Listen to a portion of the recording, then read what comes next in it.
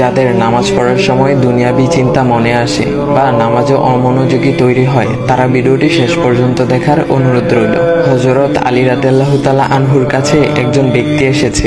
তখন লোকটা বলল, হুজুর, আমার নামাজে মন বসে না। নামাজে দাঁড়ালে আমার দুনিয়াবি নানা চিন্তা আসে। হুজুর, আমার এই নামাজ কি আল্লাহ তাআলা কবুল করবেন? তখন হযরত আলী রাদিয়াল্লাহু তাআলা আনহা বলেছেন, না, তোমার নামাজ কবুল হবে না। তখন লোকটা মনে অনেক কষ্ট নিয়ে চলে যাচ্ছেন। এমন সময় রাসূল সাল্লাল্লাহু আলাইহি ওয়াসাল্লাম এসে হযরত আলী রাদিয়াল্লাহু তাআলা আনহুকে জিজ্ঞাসা করলেন, ইয়া আলী, আপনার কাছে লোকটা কেন এসেছিল?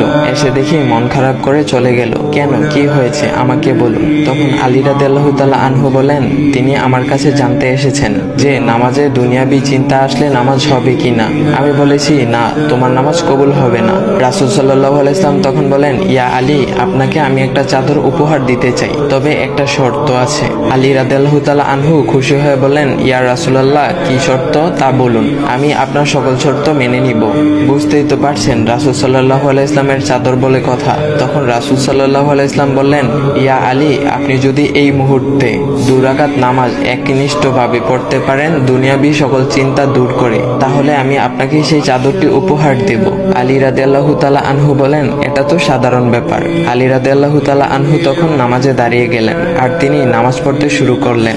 এমন সময় তার মনের মধ্যে শুধু ভাবনা চিন্তা আসতে শুরু করলো, আচ্ছা, আমাকে যে রাসূল সাল্লাল্লাহু আলাইহি ওয়াসাল্লাম যে চাদরটা দিবেন, সেটা কি ফাতিমার চাদর নাকি রাসূল সাল্লাল্লাহু আলাইহি ওয়াসাল্লামের? আচ্ছা, চাদরখানা দেখতে কেমন হবে? এই বিভিন্ন বিষয় নিয়ে ভাবতে লাগলেন। তিনি ভুলেই গেছেন যে দুনিয়াবি চিন্তা নামাজে আনতে রাসূল সাল্লাল্লাহু আলাইহি ওয়াসাল্লাম নিষেধ করেছেন। এর মধ্যে আলী রাদিয়াল্লাহু তাআলা আনহুর নামাজ পড়া শেষ। আলী রাদিয়াল্লাহু তাআলা নামাজ শেষ করে রাসূল সাল্লাল্লাহু আলাইহি ওয়াসাল্লামকে বলতেছেন, ইয়া রাসূলুল্লাহ, আমি আপনার শর্ত মেনেছি, এখন আমাকে চাদরখানা উপহার দেন। রাসূল সাল্লাল্লাহু আলাইহি ওয়াসাল্লাম বলেন, ইয়া আলী, আপনি কি একনিষ্ঠভাবে দুনিয়াবি চিন্তা মুক্ত ছাড়া 2 রাকাত নামাজ পড়েছেন? তখন আলী রাদিয়াল্লাহু তাআলা আনহা মুচকি হেসে বললেন, না ইয়া রাসূলুল্লাহ, আমি আপনার চাদর নিয়ে অনেক কিছুই ভেবেছি। তখন রাসূল সাল্লাল্লাহু আলাইহি ওয়াসাল্লাম বলেন, ইয়া আলী, নামাজ তোমারও হয়েছে, আর তুমি যাকে নামাজ হবে না বলে ফতোয়া দিয়েছো, তার নামাজও আল্লাহ তাআলা কবুল করে নিয়েছেন। শোনো আলী, দুনিয়াবি চিন্তা দ্বারা নামাজ বাতিল হয় না, নামাজ মহান আল্লাহ তাআলা কবুল করে নেন। সকল ফরজ নিয়ম কানুন মেনে নামাজ পড়লে নামাজ হবে ইনশাল্লাহ। তবে আমাদের সকলের উচিত নামাজ আদায় করার সময় একমাত্র আল্লাহকে স্মরণ করে নামাজ আদায় করা। নামাজে দাঁড়ালে দুনিয়াবি চিন্তা মাথায় আসে, এটা শয়তানের একটা ফাঁদ।